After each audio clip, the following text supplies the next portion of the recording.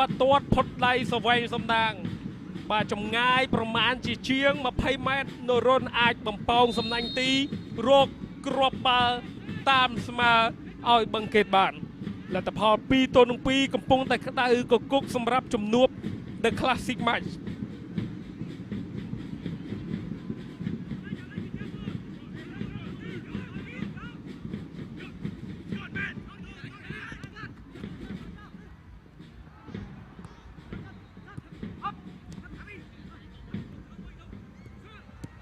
បាទទម្លាក់មួយប៉ះទៅមួយប៉ះមក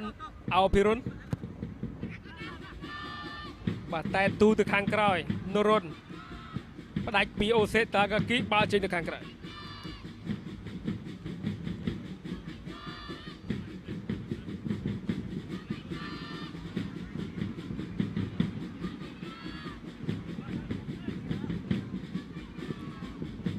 បាទតែទម្លាក់បន្តិច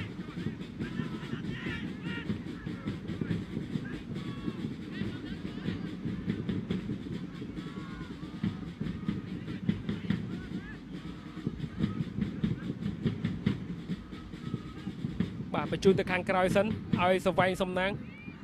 បាទទាញផុតមួយសវែងសំណាងបញ្ជូនខ្លី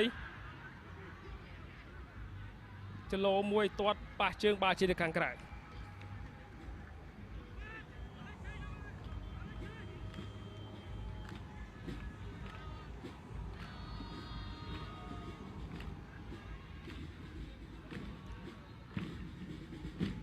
បាទយូដៃបញ្ជូនមកខាងក្រោយចុចឡើងមកខាងលើ